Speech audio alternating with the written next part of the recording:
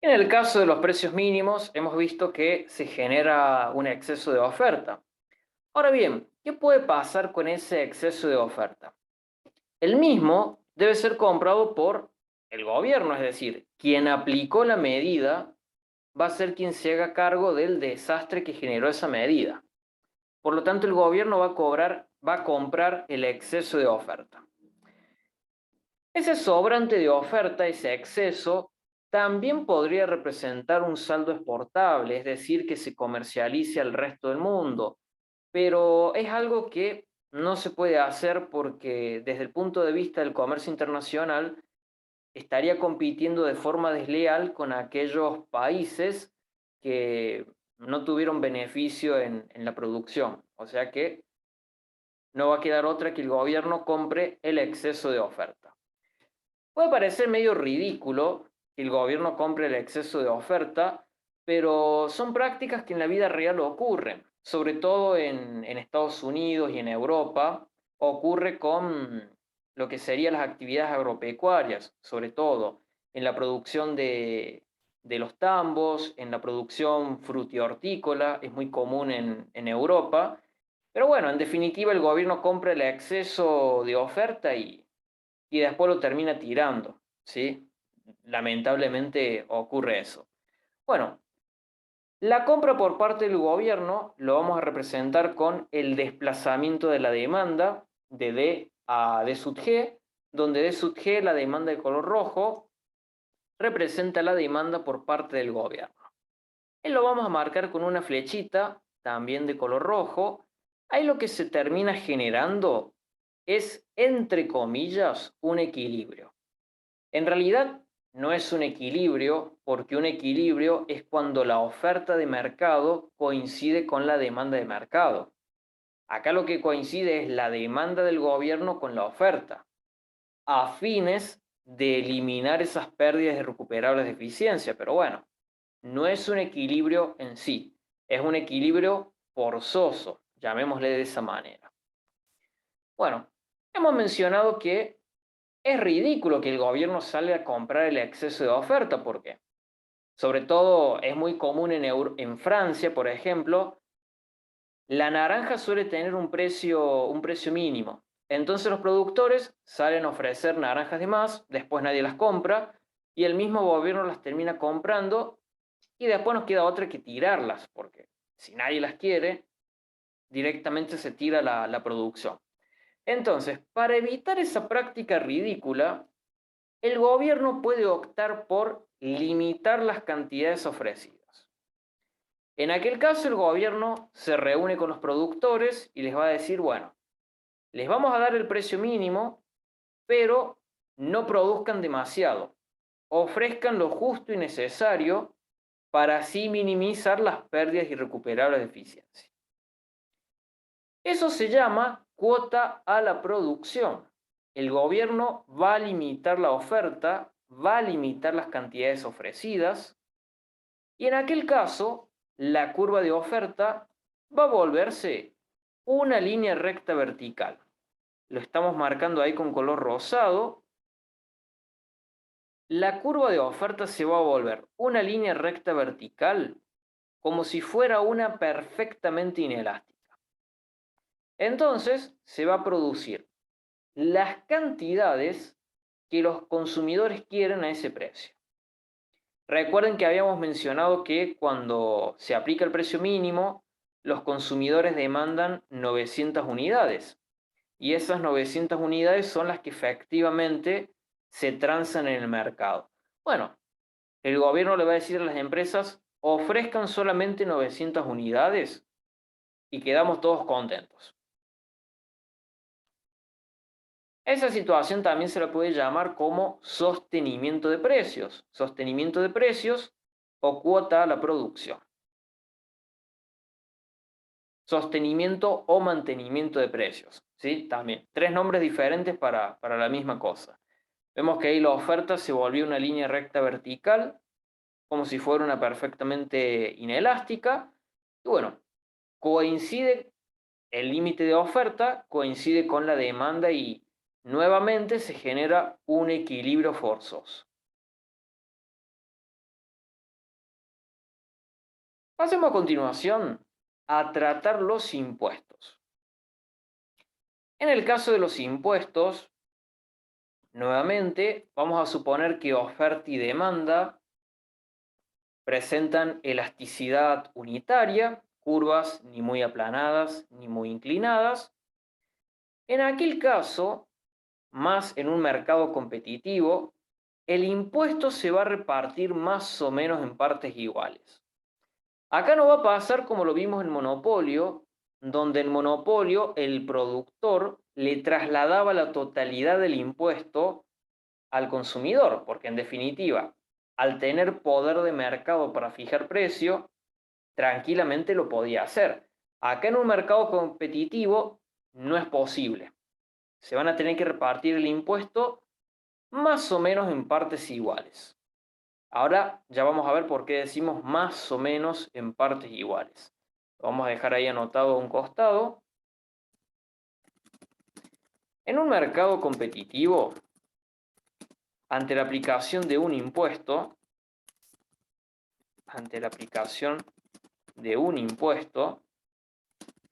el mismo se reparte más o menos a partes iguales,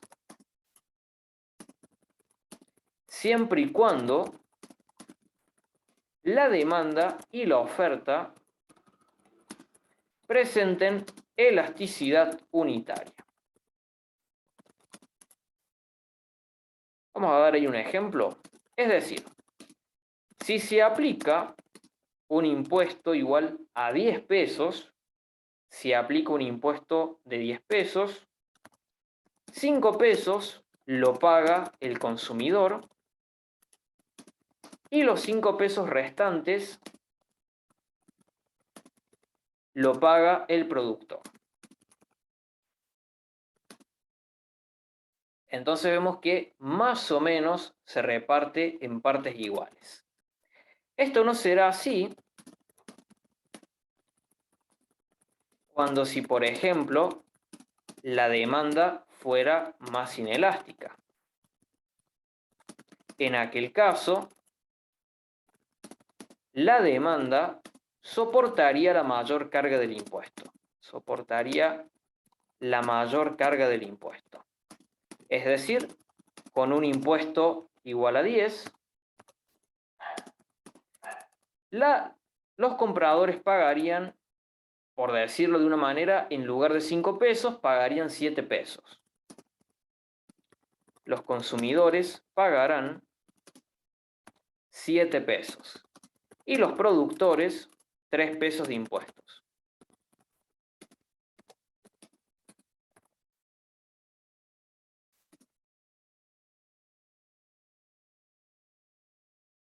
Ahí podemos ver que cuando la demanda es más del tipo inelástica, es como que el oferente un poco se va a avivar y va a decir, bueno, si al consumidor no le importan los cambios en el precio, al ser inelástico, bueno, le vamos a trasladar una mayor cuantía del impuesto. Tampoco le vamos a trasladar la totalidad, pero de los 10 pesos que pague 7. Y nosotros productores solamente vamos a pagar 3. Ahora, ¿en qué caso la demanda soportaría la totalidad del impuesto? En el caso que la demanda fuere perfectamente inelástica, la totalidad del impuesto va a ser para la demanda. Eso ya lo vamos a revisar en un ratito. Por ahora revisemos que sería como más fácil. Trabajando con el supuesto de que el precio de equilibrio es igual a 100, la cantidad de equilibrio va a ser igual a 1000. Tenemos ahí el rectángulo A, el triángulo B, que se corresponde al excedente del consumidor. Tenemos el rectángulo C y el triángulo D, que se corresponde al excedente del productor. Veamos qué sucede ante la aplicación de un impuesto. Primero, vayamos marcando excedente de consumidor, excedente de productor y la pérdida recuperable, cuando inicialmente es un mercado, no un mercado competitivo, sino en condiciones de equilibrio.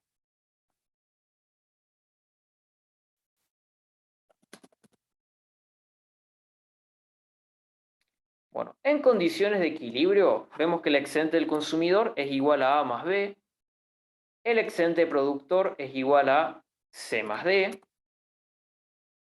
y bueno, además de decir, la pérdida recuperable de eficiencia no existe en condiciones de equilibrio, ya que se está produciendo lo socialmente óptimo en términos de bienestar social. Ahí lo vamos a pintar bien, excedente de consumidor, todo el área sombreada de color verde, como venimos haciendo, de color verde claro,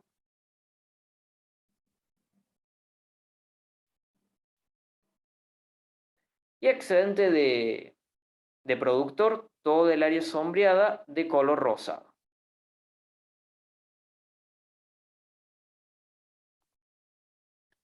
Ante la aplicación de un impuesto, hemos mencionado que se aplica un impuesto igual a 10 pesos y ese impuesto se va a repartir más o menos en partes iguales. Por lo tanto, si el impuesto es igual a 10 pesos, hemos mencionado que 5 lo paga el productor y 5 el consumidor. Por lo tanto, vamos a tener un precio de compra que es el que pagan los consumidores. El precio de compra va a ser igual al precio de equilibrio más el impuesto que deben pagar los consumidores. También vamos a tener un precio de venta. El precio de venta va a ser el precio que reciben los vendedores. Ese precio de venta va a ser igual al precio de equilibrio menos lo que pagan de impuesto los vendedores. En este caso vemos que los compradores van a pagar un precio más alto porque se incluye el impuesto y los vendedores van a cobrar un precio más bajo porque se deduce el impuesto. El precio es uno solo, el precio es 100. Lo que pasa es que sobre ese precio se aplican los impuestos. Entonces, los compradores van a pagar un precio de 105. Ese precio salió de 100 el precio de equilibrio más 5 el impuesto.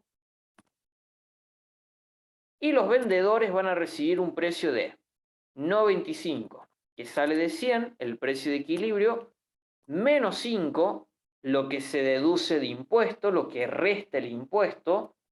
Por lo tanto, van a recibir solamente no 25 pesos. Claramente, si los consumidores tienen que pagar un precio más alto, van a demandar menos.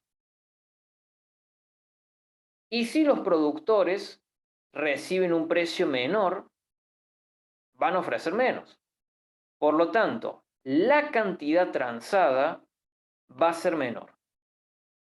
En este caso, la cantidad transada va a ser de 800 unidades. Claramente va a ser menor porque los compradores tienen que pagar un precio más alto, un precio de 105, y los vendedores tienen que cobrar un precio más bajo, un precio de 95. El excedente del consumidor ante la aplicación del impuesto va a quedar ahora pintado en lo que vamos a marcar de color verde oscuro. Todo lo que está marcado de color verde oscuro sería lo que queda de excedente del consumidor.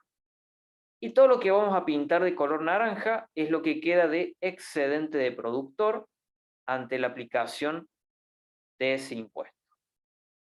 Vamos a marcar bien entonces ahí el rectángulo A, el triángulo B y lo mismo con C y con D.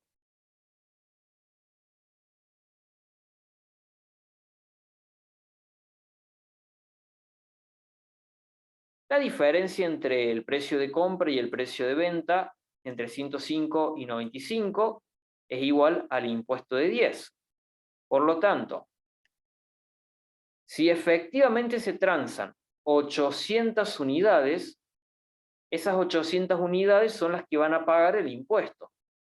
Por lo tanto, todo lo que vamos a pintar de color rojo, es decir, la suma de los rectángulos A y C, va a ser la recaudación de impuestos por parte del fisco. El fisco sería el gobierno, es decir, el AFIP, quien recauda los impuestos. Por lo tanto, la recaudación de impuestos, vamos a tener ahora en el cuadrito con impuestos, la recaudación de impuestos ahora va a ser igual a la suma de los rectángulos A y C.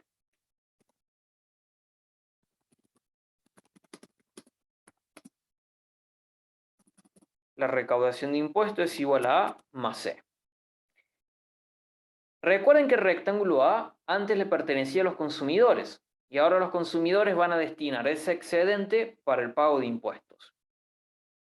El rectángulo C antes le pertenecía a los productores y ahora los productores lo van a destinar para el pago de impuestos. Por lo tanto, los consumidores pierden A, los productores pierden C.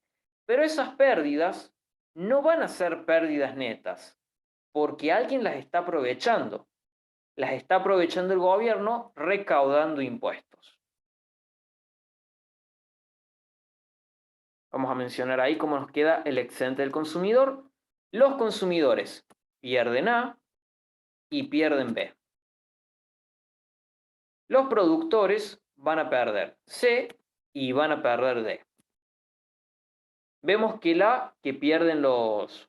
Ahí lo notamos bien. Ahí por las dudas es menos C y menos D. Ahí lo dejamos bien marcado. Bueno, como hemos mencionado, los consumidores pierden A, los productores pierden C, pero esas pérdidas netas van a ser aprovechadas por el gobierno en recaudación de impuestos.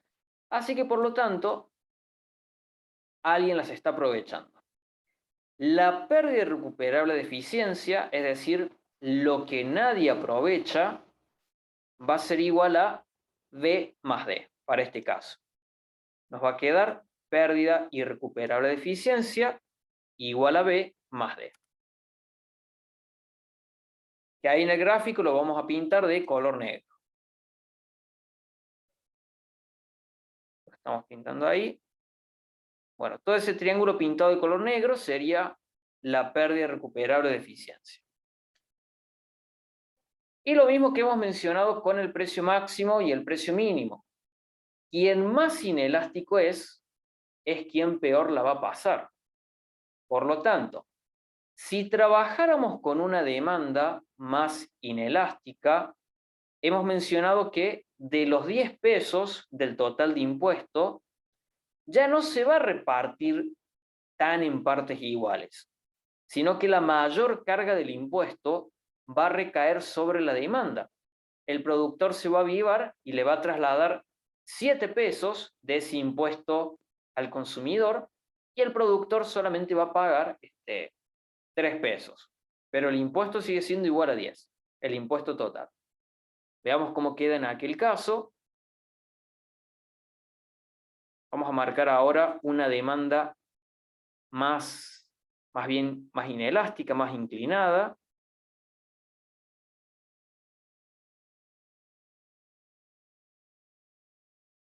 Hacemos ahí la aclaración. Esto es una demanda con una elasticidad precio menor a 1.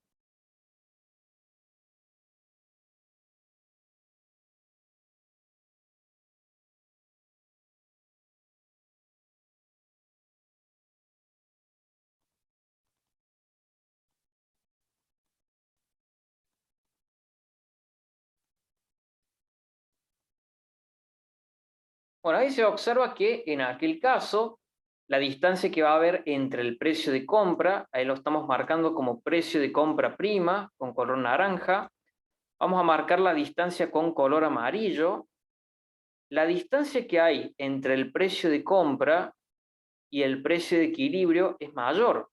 Eso significa que ahora los consumidores van a soportar con una mayor carga del impuesto, que como hemos mencionado acá al costado, en aquel caso los consumidores pagarán 7 pesos de impuesto, es decir, van a pagar un precio de 107, y los productores van a pagar 3 pesos. Los productores van a recibir un precio de 97 en aquel caso. Y ahí vemos también que la carga del impuesto, bueno, lo que pagan los consumidores de impuestos es mucho mayor. Y lo vamos a pintar ahí con color celeste para que lo logren identificar.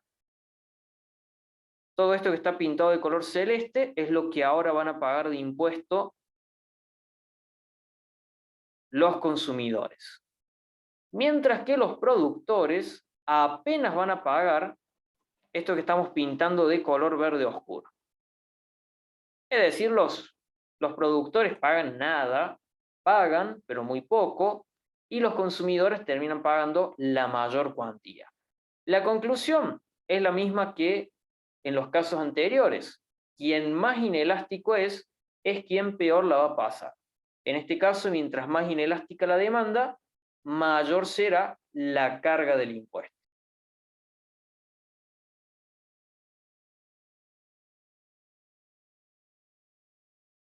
En base a ese comentario, podemos deducir que si de ser perfectamente inelástica la demanda, la totalidad del impuesto sería para la demanda.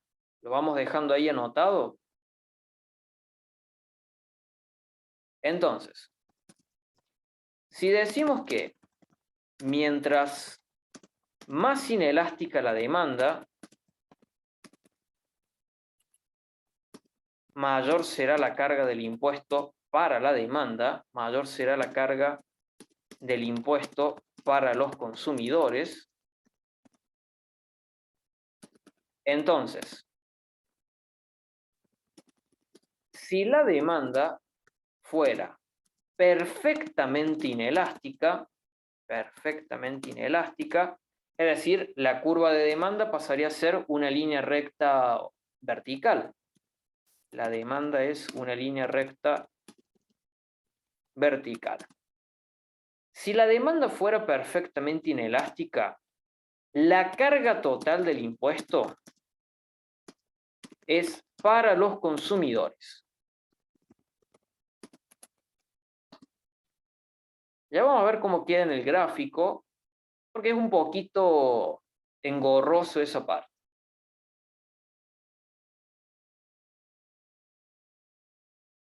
Bueno, repasando lo mismo que hemos visto anteriormente, ahí en el cuadrito. Y ahora sí, la forma en que se reparte la carga del impuesto va a depender de qué elasticidades tenga oferta y demanda respectivamente.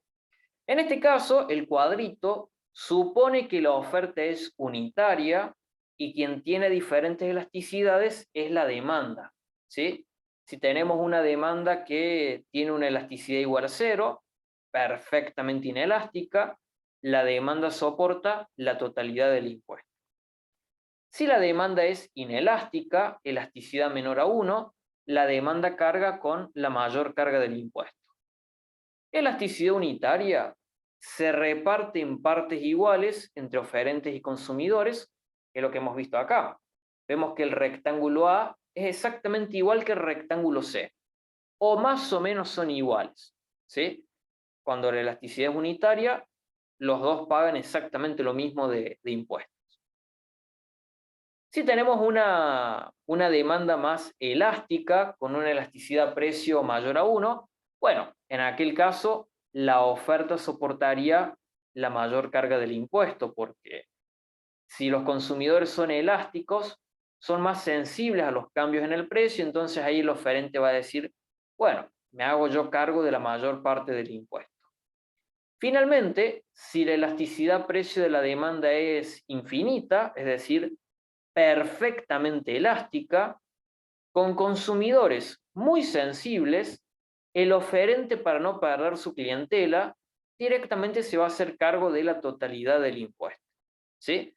Recuerden que este cuadrito mantiene el supuesto de que la elasticidad precio de la oferta es unitaria. Bueno, otra cuestión más para comentar antes de seguir avanzando, que es el tema de las variaciones respecto a la carga del impuesto. Hemos observado en el gráfico, lo vamos a dejar ahí anotado a un costado y luego lo vamos a marcar de nuevo para que no queden dudas, hemos observado que las variaciones del excedente total son superiores a lo que se destina para el pago del impuesto, a lo que se destina al pago del impuesto o lo que representa la recaudación del fisco. La variación del excedente total, es decir, lo que pierde consumidor y productor, que para este caso sería menos A, menos B, menos C y menos D, variación negativa de excedente total, es superior a lo que se destina al pago de impuestos. Ya que lo que se destina al pago de impuestos es solamente A y C. O sea, no cabe ninguna duda que la variación negativa del excedente total es superior a lo que el Estado se lleva en recaudación de impuestos. Y la respuesta es bastante obvia porque lo que nos sobra, B y D, ya que lo que sobra, lo que no es aprovechado por nadie, es decir, B y D, representa la pérdida irrecuperable de eficiencia, o la pérdida de bienestar, o la pérdida social, como prefieran llamar. Bueno, simplemente eso para que lo tengan ahí presente. La variación del excedente total es superior a lo que se destina a la recaudación de impuestos. Lo que sobra, la pérdida irrecuperable de eficiencia. Y asimismo, la variación negativa en cada excedente, también lo podemos expresar de esta manera, la variación negativa en el excedente del consumidor es superior a lo que el consumidor paga de impuestos. Nuevamente lo mismo, la variación negativa en el excedente del consumidor es menos A y menos B, ya que lo que paga de impuestos apenas es el rectángulo A.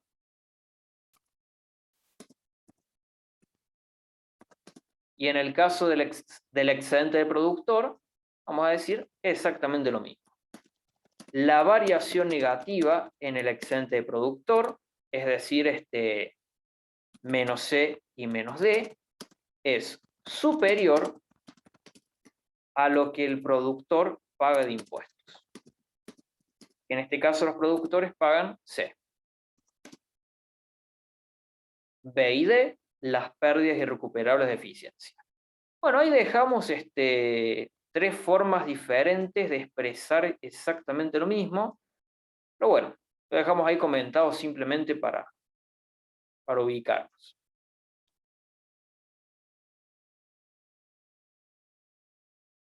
Ahora sí, sigamos con el caso de casos extremos de demanda y de oferta, ¿cómo se reparte el impuesto? Hemos mencionado que cuando la demanda es perfectamente inelástica, la totalidad del impuesto recae sobre la demanda. Bueno, en ese caso, las cantidades transadas van a seguir siendo exactamente las mismas. Trabajando con el supuesto, nuevamente, de que las cantidades de equilibrio son iguales a 1000, lo vamos a notar ahí en el gráfico. El precio de equilibrio, en este caso P sub 1 es igual a 100.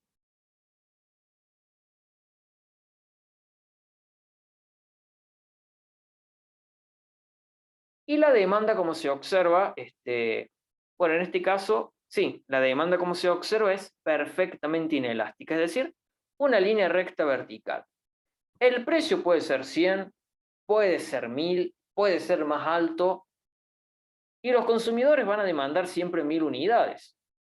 O sea que en aquel caso, si se aplica un impuesto igual a 10, si se aplica un impuesto igual a 10, Directamente el productor le traslada la totalidad del impuesto al consumidor, pero no por una cuestión de poder de mercado, porque es un mercado competitivo, sino por una cuestión que el oferente dice, bueno, si a mi clientela no le importan los cambios en el precio, directamente que paguen ellos todo el impuesto. Por lo tanto, el precio de compra va a ser igual al precio de equilibrio más todo el impuesto.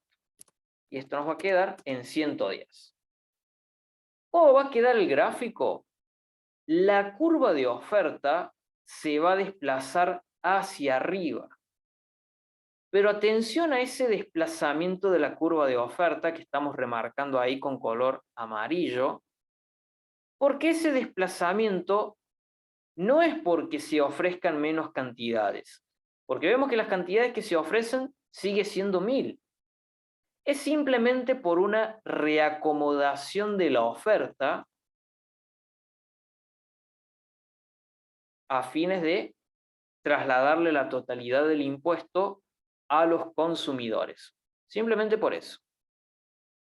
Al revés, si trabajamos con el supuesto de que la oferta fuera perfectamente inelástica, si la oferta fuera perfectamente inelástica, como estamos viendo en el gráfico B, nuevamente trabajando el mismo supuesto, las cantidades transadas son 1000, el precio de equilibrio es igual a 100.